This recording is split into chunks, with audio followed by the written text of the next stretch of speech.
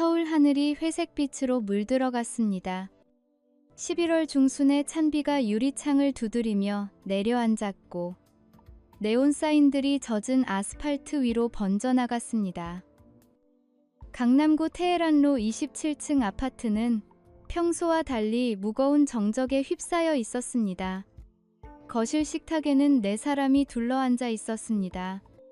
한도연이 상석에, 그 맞은편에는 장인어른과 장모님이 나란히 앉아 계셨습니다.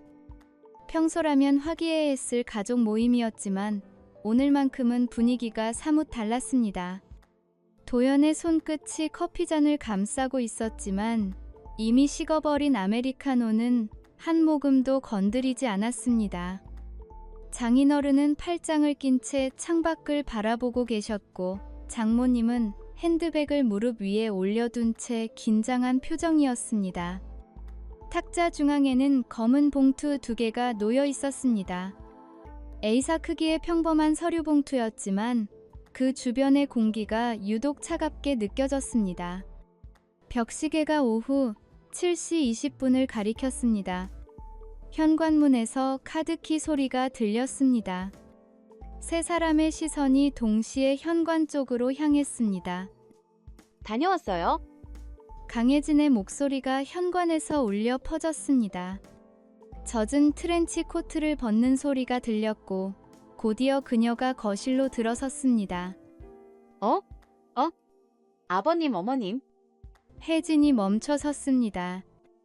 예상치 못한 광경에 당황한 기색이 역력했습니다. 남편과 부모님이 한자리에 앉아 자신을 기다리고 있는 상황이었습니다. 왜 갑자기? 무슨 일이세요? 앉아라. 장인어른의 목소리가 낮고 차갑게 깔렸습니다. 평소 다정하던 아버지의 음성과는 전혀 달랐습니다. 혜진은 조심스럽게 도현 옆 의자에 앉았습니다. 4사람 사이의 긴장감이 공기를 짓누르고 있었습니다. 도현이 첫 번째 검은 봉투를 혜진 앞으로 밀어냈습니다. 열어봐. 부모님께서도 보셔야 할 것 같아서. 이게 뭐예요? 열어보면 알 거야. 혜진의 손이 봉투를 향해 뻗었다가 망설였습니다. 3사람의 시선이 그녀에게 집중되어 있었습니다. 봉투를 열자 사진들이 쏟아져 나왔습니다. 첫 번째 사진을 본 순간 혜진의 얼굴이 창백해졌습니다. 강남역 근처 호텔 앞에서 한 남자와 손을 잡고 걸어가는 자신의 모습이었습니다. 이건 조작된 거예요. 혜진이 벌떡 일어서며 외쳤습니다. 앉아. 장인어른이 단호하게 말씀하셨습니다. 그의 손가락이 사진들의 하단을 가리켰습니다. 날짜 좀 봐라. 시간도 보고. 각 사진마다 정확한 메타데이터가 기록되어 있었습니다. 10월 14일 오후 2시 30분, 10월 21일 오후 3시 15분, 10월 28일 오후 1시 45분. 모두 토요일이었습니다. 장모님이 떨리는 목소리로 물으셨습니다. 혜진아, 이 남자가 누구니? 이민수라고 합니다. PT 트레이너 겸 헬스케어 스타트업 대표라더군요. 도연이 대신 대답했습니다. 혜진은 더 이상 말할 수 없었습니다. 두 번째 봉투도 열어봐. 이번에는 신용카드 명세서들과 주차장 출입 기록들이 나왔습니다. 매주 토요일마다 반복되는 패턴들. 호텔과 모텔 결제 내역들이 적나라하게 드러나 있었습니다. 장인어른이 안경을 벗고 이마를 짚으셨습니다. 10년을 키워서 이런 딸을 만들었나. 아버지, 정말 미안해요. 정말로. 혜진이 무릎을 꿇으려 했지만 장모님이 손을 저으며 막으셨습니다. 일어서. 무릎 꿇는다고 해결될 일이 아니야. 장모님의 목소리에는 실망과 분노가 섞여 있었습니다. 외로워서 그랬어요? 정말 너무 외로웠어요. 혜진이 흐느끼며 말했습니다. 하지만 아무도 그 변명을 받아들이지 않았습니다. 도연이 일어나 창가로 걸어갔습니다. 27층에서 내려다 보이는 서울의 야경이 화려하게 펼쳐져 있었지만 그의 눈에는 아무것도 들어오지 않았습니다. 외로움이 이유가 될 수 있다고 생각하니? 장인어른의 목소리가 얼음처럼 차갑게 울렸습니다. 가족을 배신하고 10년 결혼 생활을 짓밟고도 외로웠다는 게 변명이 되니? 혜진은 고개를 들 수 없었습니다. 빗소리만이 무거운 정적을 깨뜨렸습니다. 벽시계가 8시를 가리켰습니다. 한 가정이 조용히 무너지는 순간이었습니다. 검은 봉투 2개가 10년의 신뢰를 산산조각 내버렸습니다. 장모님이 핸드백을 들고 일어서셨습니다. 집에 가자. 더 이상 볼 면목이 없구나. 네온사인의 불빛이 창문을 통해 거실을 물들였습니다. 화려한 도시의 밤속에서 한 가족의 이야기가 끝나가고 있었습니다. 3개월 전으로 거슬러 올라가면 모든 것이 달랐습니다. 9월 초순, 혜진이 PR 회사를 그만두던 날이었습니다. 10년간 다니던 회사에서의 마지막 날, 그녀는 평소보다 늦게 집에 돌아왔습니다. 도연은 축하 케이크를 준비하고 기다렸지만 혜진은 시큰둥했습니다. 이제 뭐 할 거야? 셀프 브랜딩 좀 배워볼까 해? 네트워킹도 하고. 좋은데? 같이 계획 세워볼까? 아니야. 혼자 하고 싶어. 그때부터였습니다. 혜진이 달라지기 시작한 것은 10월 들어서면서 변화는 더욱 뚜렷해졌습니다. 매주 토요일마다 외출이 잦아졌습니다. 처음에는 자기계발 세미나라고 했고 그 다음에는 네트워킹 모임이라고 했습니다. 도연은 의심하지 않았습니다. 아내가 새로운 시작을 위해 노력한다고 생각했으니까요. 하지만 세부 사항들이 맞지 않기 시작했습니다. 오늘 세미나는 어땠어? 좋았어. 유익했고. 어디서 했는데? 응? 아, 강남 어디였나? 정확히는 기억 안 나.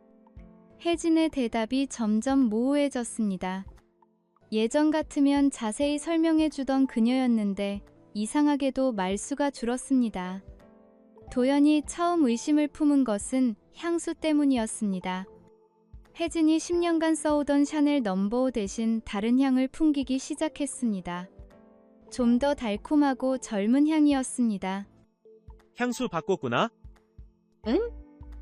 아, 그냥 기분 전환으로? 그 무렵부터 혜진의 SNS 활동도 활발해졌습니다. 인스타그램 스토리에 셀피 대신 풍경 사진들이 올라왔습니다. 항상 얼굴을 가린 채로요. 압구정, 신사동, 청담동 일대의 카페들이 배경이었습니다. 도연은 여전히 의심하지 않으려 했습니다. 대신 아내에게 더 신경 쓰려고 노력했습니다. 이번 주말에 지우랑 청계천 가볼까? 주말은 안 돼. 중요한 모임이 있어. 그럼 평일 저녁에. 요즘 너무 바빠. 미안해. 대화가 점점 줄어들었습니다. 예전에는 하루 종일 있었던 일들을 서로 나누곤 했는데 이제는 필요한 말만 주고받았습니다. 결정적인 순간은 한 달 전이었습니다. 도연이 회사에서 급하게 서류를 가져오려고 점심시간에 집에 들렀을 때였습니다. 혜진의 핸드폰이 침실 화장대에 놓인 채 진동하고 있었습니다. 화면에 민수 오빠라는 이름이 떠 있었습니다. 민수 오빠? 도연은 혜진의 지인 중에 민수라는 사람을 기억하지 못했습니다. 여보, 핸드폰 울리는데? 샤워실에서 물소리만 들렸습니다. 핸드폰이 다시 울렸습니다. 이번에는 문자였습니다. 오늘 못 만나나? 기다리고 있는데. 도연의 심장이 빨라지기 시작했습니다. 그날부터 도연은 세심하게 관찰하기 시작했습니다. 혜진의 행동 패턴, 외출 시간, 돌아오는 시간, 심지어 세탁물까지. 아내를 의심한다는 것이 괴로웠지만 점점 쌓여가는 의구심을 무시할 수 없었습니다. 신용카드 명세서를 확인해 봤습니다. 매주 토요일마다 강남 일대에서 결제 내역이 찍혔습니다. PT 수강료, 건강기능식품, 심지어 모텔 결제까지. 혜진아, PT 받는다고 했지? 응, 왜? 어디서 받는데? 압구정 쪽 헬스장. 좋다고 소문났어. 트레이너는 어떤 사람이야? 잠깐의 침묵이 흘렀습니다. 그냥 전문적이야. 친절하고. 도현은 아파트 관리사무소에 CCTV 열람을 신청했습니다. 지난 2달간의 지하주차장 영상을 확인해 봤습니다. 매주 토요일마다 혜진의 차가 오후 1시경 나가서 저녁 7시가 넘어서야 돌아오는 패턴이 반복되었습니다. 하지만 결정적인 증거가 필요했습니다. 도현은 사립탐정을 고용했습니다. 10년 결혼 생활에서 한 번도 상상해보지 못했던 일이었습니다. 자신이 아내를 미행시키고 있다는 사실이 믿어지지 않았습니다. 일주일 후 첫 번째 사진들이 도착했습니다. 강남역 근처 호텔 앞에서 한 남자와 손을 잡고 걸어가는 혜진의 모습이었습니다. 선명한 화질로 찍힌 사진 속에서 그녀는 행복해 보였습니다. 결혼 초기에 자신을 바라보던 그런 눈빛으로 그 남자를 바라보고 있었습니다. 그날 밤 혜진이 돌아왔을 때 도현은 아무것도 모르는 척 했습니다. 오늘 PT는 어땠어? 힘들었어. 샤워하고 올게. 혜진이 샤워실로 들어간 후 도현은 그녀의 핸드백을 열어봤습니다. 호텔 주차권이 들어있었습니다. 블루라이트 호텔. PT를 받는다던 헬스장과는 전혀 다른 곳이었습니다. 분노가 치밀어 올랐습니다. 하지만 도현은 참았습니다. 더 확실한 증거가 필요했습니다. 추가 조사 결과 이민수라는 남자의 정체도 드러났습니다. 30대 중반의 PT 트레이너였지만 헬스케어 스타트업 대표라고 자칭하며 여러 여성들에게 투자금을 받아내는 사기꾼이었습니다. 마지막 사진이 도착한 날 도현은 결심했습니다. 혜진의 부모님께 연락했습니다. 장인어른, 혜진에 관해 말씀드릴 게 있습니다. 한번 뵐 수 있을까요? 3일 후가 오늘이었습니다. 검은 봉투 2개가 준비되었고 모든 증거가 정리되었습니다. 10년의 신뢰가 3개월 만에 무너졌습니다. 사랑했던 아내가 거짓말쟁이가 되었고 행복했던 가정이 조용히 파괴되고 있었습니다. 도현은 창밖을 바라보며 생각했습니다. 이제 모든 것을 끝낼 때가 되었다고. 서초구 법조타운 한복판 32층 유리빌딩 안의 법무법인 정희는 오전 10시부터 분주했습니다. 회의실 A동에는 6명이 둘러앉아 있었습니다. 원형 테이블 중앙에는 두꺼운 파일들이 체계적으로 정리되어 있었습니다. 한도현이 정장 재킷 단추를 풀며 자리에 앉았습니다. 그의 맞은편에는 강혜진이 창백한 얼굴로 앉아 있었고 양쪽으로 각자의 변호사들이 배치되었습니다. 테이블 끝쪽에는 이민수와 그의 부모가 위축된 모습으로 자리했습니다. 김 변호사가 파일을 열며 회의를 시작했습니다. 오늘은 혼인 파탄 및 정신적 피해에 대한 배상 협의를 위해 모였습니다. 첫 번째 증거가 테이블 위로 펼쳐졌습니다. 호텔 출입 CCTV 스틸컷들이었습니다. 시간 순으로 배열된 사진들은 2달간의 불륜 관계를 적나라하게 보여주었습니다. 이민수의 어머니가 작은 신음을 내뱉었습니다. 이게 다 우리 아들이. 확인되는 날짜만 총 23회입니다. 김 변호사의 목소리가 회의실에 차갑게 울렸습니다. 신용카드 결제 내역과 GPS 추적 결과도 모두 일치합니다. 두 번째 파일이 열렸습니다. 통화 내역과 문자 메시지들이었습니다. 도현이 직접 복원한 데이터들이었습니다. 오늘 남편이 늦게 온다니까 더 오래 있을 수 있어. 10월 15일 오후 2시 32분 발송. 혜진이 고개를 숙였습니다. 투자금 준비 다 됐어? 고마워, 사랑해. 10월 22일 오전 11시 18분. 이민수의 얼굴이 붉어졌습니다. 투자금이라고 하니까 정확히 얘기해 보겠습니다. 김 변호사가 세 번째 파일을 꺼냈습니다. 가짜 헬스케어 스타트업 투자 명목으로 강혜진 씨로부터 받아낸 돈이 총 200만 원입니다. 그건 정당한 투자였습니다. 이민수가 처음으로 입을 열었습니다. 정당한 투자요? 사업자 등록증도 없는 유령 회사의 말이죠. 테이블 위로 또 다른 서류가 펼쳐졌습니다. 국세청과 법무부에서 발급받은 확인서들이었습니다. 이민수 씨, 당신이 운영한다던 퓨어핏 헬스케어는 실제로 존재하지 않는 회사입니다. 이민수의 아버지가 아들의 팔을 잡았습니다. 민수야, 이게 사실이니? 아버지, 저는 게다가 피해자는 강혜진 씨만이 아닙니다. 네 번째 파일에서 나온 것은 다른 여성들의 진술서였습니다. 같은 수법으로 기혼 여성 3명을 상대로 총 3,800만 원을 편취했습니다. 모두 불륜 관계를 이용한 범행이었죠. 회의실이 정적에 빠졌습니다. 에어컨 소리만이 무겁게 돌아갔습니다. 혜진이 떨리는 목소리로 말했습니다. 저는 몰랐어요. 정말 사랑한다고 생각했어요. 사랑이요? 도연이 처음으로 입을 열었습니다. 그의 목소리는 차갑고 날카로웠습니다. 이것도 사랑이었나요? 마지막 파일이 열렸습니다. 음성 파일 재생기가 테이블 중앙에 놓였습니다. 재생해보죠. 김 변호사가 버튼을 눌렀습니다. 민수야, 우리 들켰어. 남편이 다 알고 있어.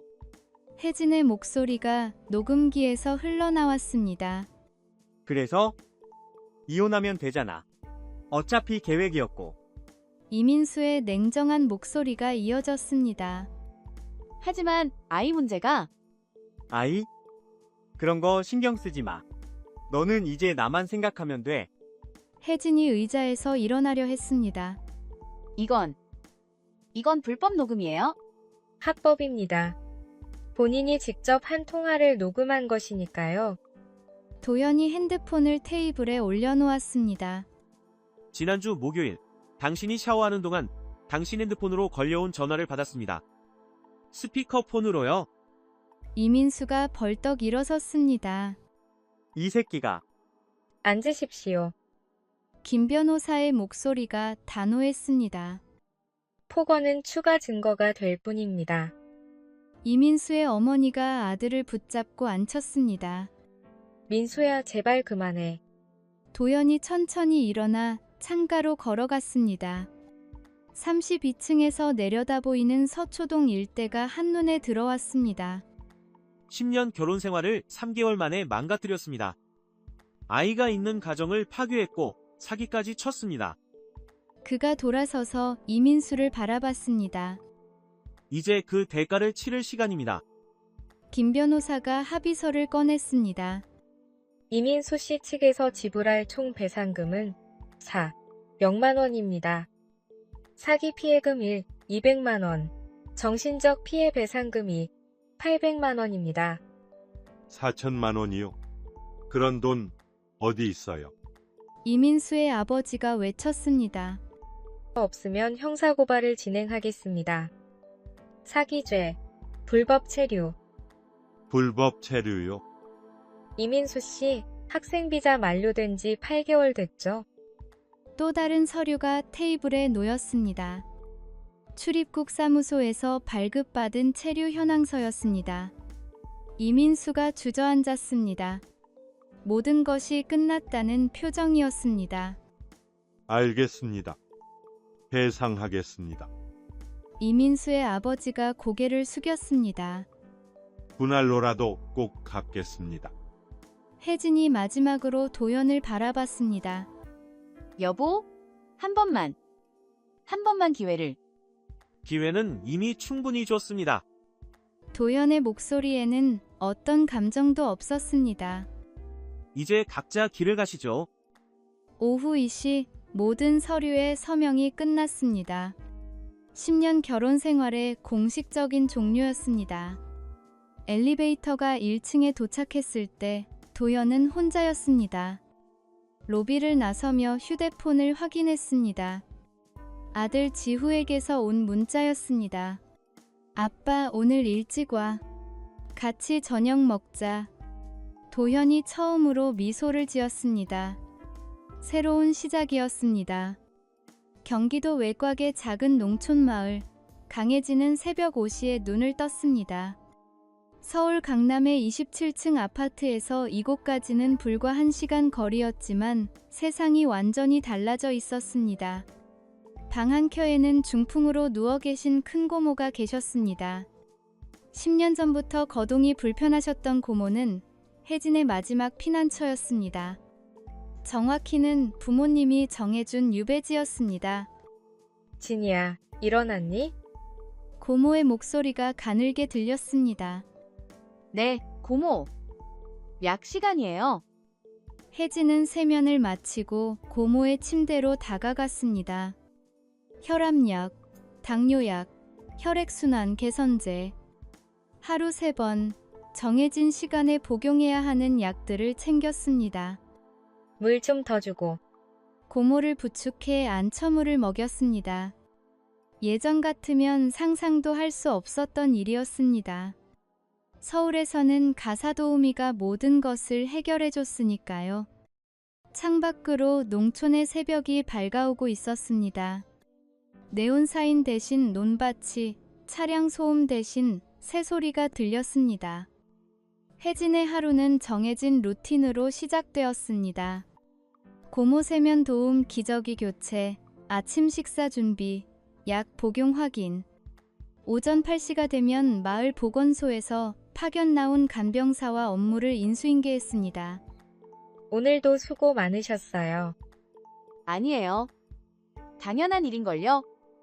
혜진은 작은 웃음을 지었습니다. 진심이었습니다. 오전 9시부터는 마을 요양원에서 일했습니다. 정식 간병사 자격증도 없이 시작한 일이었지만 3개월이 지나자 어느 정도 적응이 되었습니다. 네, 바로 가겠습니다. 서울에서는 명품 핸드백을 들고 다녔던 손으로 이제는 기저귀를 갈고 침구를 교체하고 노인분들의 식사를 도왔습니다. 처음 몇 주간은 견디기 힘들었습니다. 냄새, 비좁은 공간, 반복되는 일상. 무엇보다 자존심이 상했습니다. 이게 내가 할 일인가? 혼자 중얼거리며 거울을 피했습니다. 거울 속 자신이 너무 초라해 보였으니까요. 하지만 시간이 흐르면서 변화가 찾아왔습니다. 혜진아, 고마워. 네가 와서 할머니가 많이 편해하셔. 요양원 원장의 한마디가 마음에 울렸습니다. 오랜만에 들어보는 진심, 어린 감사의 말이었습니다. 한편 서울에서는 이민수의 소식이 들려왔습니다. 마포구의 한 건설 현장에서 마기를 하고 있다는 소문이었습니다. 아버지가 강제로 핸드폰을 압수하고 아침 6시부터 밤 10시까지 노동에 내몰았다고 했습니다. 가짜 스타트업으로 여자들 속인 게 다 알려져서 완전히 매장됐대. 마을 아줌마들의 수군거리는 소리가 혜진에게도 전해졌습니다. 혜진은 복잡한 기분이었습니다. 한때는 사랑한다고 생각했던 사람이 몰락하는 모습이 씁쓸했습니다. 어느 날 저녁 고모와 둘이 앉아 저녁을 먹고 있을 때였습니다. 진이야, 서울 남편한테서 연락 온 거 없니? 아니요. 연락할 일도 없고요. 그 사람 원망하니? 잠깐의 침묵이 흘렀습니다. 아니요. 제가 잘못했으니까요. 그래, 그렇게 생각하는 게 맞다. 고모의 주름진 손이 혜진의 손을 덮었습니다. 사람은 잘못하면 벌 받는 게 당연해. 네가 지금 받고 있는 게 벌이야. 혜진은 고개를 끄덕였습니다. 하지만 영원한 벌은 없어. 성실하게 살면 언젠가는 용서받을 수 있지. 그날 밤 혜진은 오랜만에 자신을 돌아봤습니다. 3개월 전 서초동 변호사 사무실에서의 그날, 도연의 마지막 말이 떠올랐습니다. 각자 길을 가시죠. 냉정하지만 옳은 말이었습니다. 혜진은 작은 거울 앞에 앉았습니다. 예전 같으면 매일 하던 스킨케어 루틴도 이제는 간단해졌습니다. 기초 화장품 몇 개가 전부였습니다. 거울 속 자신이 많이 달라져 있었습니다. 화려했던 메이크업 대신 자연스러운 맨얼굴, 웨이브 펌 대신 단순하게 묶은 머리, 명품 의류 대신 편한 작업복. 겉모습뿐만 아니라 속마음도 달라졌습니다. 미안해. 거울을 보며 중얼거렸습니다. 도연에게, 지후에게, 그리고 자신에게 하는 말이었습니다. 다음 날 아침 평소보다 일찍 일어나 고모의 아침 준비를 도왔습니다. 진이야, 오늘 좀 밝아 보이는구나. 그런가요? 응. 뭔가 마음을 정리한 것 같아. 혜진은 미소를 지었습니다. 고모의 말이 맞았습니다. 요양원으로 향하는 길에 우편함을 확인했습니다. 두꺼운 편지 봉투가 들어있었습니다. 발신인은 서울 마포구 한도현이었습니다. 혜진의 심장이 빨라졌습니다. 3개월 만에 받는 소식이었습니다. 편지를 열어보니 법원 서류였습니다. 정식 이혼 판결서와 함께 짧은 메모가 적혀 있었습니다. 지우는 잘 크고 있습니다. 당신도 건강하게 지내시길 바랍니다. 도현. 차갑지만 배려가 담긴 문장이었습니다. 원망이나 분노 대신 담담한 인사였습니다. 혜진은 편지를 가슴에 안고 잠시 서 있었습니다. 그때 요양원에서 누군가 손을 흔드는 모습이 보였습니다. 혜진 씨 어서 오세요. 1호실 할아버지가 기다리고 계세요. 혜진은 편지를 가방에 넣고 발걸음을 재촉했습니다. 새로운 하루가 시작되었고 그 하루를 성실하게 살아갈 준비가 되어 있었습니다. 서울의 화려했던 과거와 이곳 농촌의 소박한 현재 사이에서 혜진은 비로소 자신이 걸어야 할 길을 찾고 있었습니다. 1년 후 봄이 찾아왔습니다. 마을 앞 우체통에서 혜진은 서울에서 온 편지를 받았습니다. 익숙한 글씨체였지만 어색한 느낌이 들었습니다. 발신인은 한지후, 이제 고등학생이 된 아들이었습니다. 편지 봉투를 들고 집으로 돌아가는 길, 혜진의 마음은 복잡했습니다. 1년간 한 번도 연락이 없었던 아들에게서 온 첫 편지였습니다. 방 한켠에서 고모가 기다리고 계셨습니다. 진이야, 편지 왔구나. 네, 지우에게서요. 혜진은 고모 옆에 앉아 조심스럽게 편지를 열었습니다. 아들의 필체가 예전보다 성숙해져 있었습니다. 엄마에게 고등학교에 입학했습니다. 아빠와 둘이 잘 지내고 있어요. 엄마가 시골에서 어떻게 지내는지 가끔 궁금했습니다. 아빠가 말해주셨어요. 고모님 간병하면서 요양원에서 일한다고. 엄마, 아직 용서는 어렵지만 올바르게 살아줬으면 좋겠어. 그게 제가 엄마에게 바라는 전부입니다. 지후. 편지를 읽는 순간 혜진의 눈에서 눈물이 쏟아져 내렸습니다. 아들의 차갑지만 진실한 말이 가슴 깊숙이 밝혔습니다. 진이야, 왜 그러니? 고모가 걱정스럽게 물어봤지만 혜진은 대답할 수 없었습니다. 편지를 가슴에 안고 소리내어 울기 시작했습니다. 1년간 참아왔던 모든 감정이 터져나왔습니다. 죄책감, 후회, 그리고 아들에 대한 그리움까지. 미안해. 미안해. 혜진이 편지를 움켜쥐며 중얼거렸습니다. 진이야, 무슨 일인지 말해봐. 제가 다 망쳤어요. 혜진이 흐느끼며 말했습니다. 더 이상 외로웠다거나 실수였다고 변명하지 않을게요. 제가 선택한 거예요. 제가 가정을 파괴한 거예요. 고모가 혜진의 등을 쓰다듬어 주었습니다. 이제야 진짜 깨달았구나. 네. 너무 늦었지만요. 혜진이 눈물을 닦으며 일어났습니다. 앞으로는 정말 올바르게 살 거예요. 지우가 바라는 대로. 그날 밤 혜진은 아들에게 짧은 답장을 썼습니다. 지후야, 편지 고마워. 네가 바라는 대로 엄마는 올바르게 살아갈게. 더 이상 변명하지 않을 거야.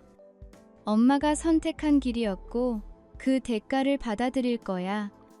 너와 아빠가 행복하게 지내는 것만으로도 충분해. 사랑한다, 엄마. 한편 서울 마포구의 작은 아파트에서는 다른 일상이 흘러가고 있었습니다. 토요일 오후 도연과 지후는 잠실야구장으로 향했습니다. 1년 전부터 시작된 주말 루틴이었습니다. 아빠, 오늘 누가 이길 것 같아? 글쎄, 네가 응원하는 팀이 이기겠지. 지우가 웃으며 야구 글러브를 끼웠습니다. 경기가 시작되기 전 부자는 잠시 캐치볼을 했습니다. 지후야, 네? 학교 생활은 어때? 좋아요. 친구들도 많이 생겼고. 도연이 공을 던지며 아들을 바라봤습니다. 1년 전과는 완전히 달라진 모습이었습니다. 더 밝아지고 성숙해져 있었습니다. 아빠, 엄마한테 편지 보냈어요. 그래? 뭐라고 썼는데? 올바르게 살라고 했어요. 도연이 잠깐 공을 받는 손을 멈췄습니다. 원망은 안 하니? 처음엔 했어요. 많이 화났고 엄마가 미웠어요. 지우가 글러브를 내려다보며 말했습니다. 하지만 아빠가 말씀하셨잖아요. 미워하는 것도 에너지라고, 그 에너지를 더 좋은 곳에 쓰라고. 도연이 미소를 지었습니다. 잘 자랐구나. 경기가 시작되었고 지후는 열심히 응원했습니다. 홈런이 나올 때마다 소리 지르고 좋아하는 선수가 나오면 박수를 쳤습니다. 도연은 아들의 모습을 바라보며 생각했습니다. 1년 전 그 끔찍했던 일들이 지금은 다른 세상 이야기 같았습니다. 아빠, 배고파요? 치킨 사줄까? 네. 경기가 끝나고 집으로 돌아오는 길, 지우가 물었습니다. 아빠, 엄마 용서할 거예요? 도연이 잠깐 생각했습니다. 용서와 화해는 다른 거야. 어떻게 다른데요? 용서는 나 자신을 위한 거고 화해는 관계를 위한 거지. 지후가 고개를 끄덕였습니다. 아빠는 이미 용서했어요? 응. 안 그러면 우리가 행복할 수 없으니까. 집에 도착해 저녁을 준비하면서 도연은 깨달았습니다. 1년 전에 고통스러웠던 경험이 자신에게 가장 소중한 교훈을 가르쳐 주었다는 것을. 가족이라는 것은 혈연으로만 만들어지는 게 아니라 진실과 책임으로 유지되는 것이라는 걸. 지후야, 밥 먹자. 네, 아빠. 저녁 식탁에 앉은 부자의 모습은 평온했습니다. 화려하지 않지만 진실한 일상이었습니다. 그날 밤 도연은 일기장을 꺼내 한 줄을 적었습니다. 오늘도 지후와 함께 웃었다. 그것만으로도 충분히 행복하다. 서울과 경기도 시골 두 개의 서로 다른 공간에서 세 사람은 각자의 방식으로 살아가고 있었습니다. 혜진은 더 이상 변명하지 않으며 성실하게 속죄하고, 도연과 지후는 진실한 관계 속에서 새로운 행복을 만들어가고 있었습니다. 돌아갈 수 없는 길이었지만 모두가 자신의 자리에서 올바른 선택을 하며 살아가는 것이었습니다. 그것으로 충분했습니다.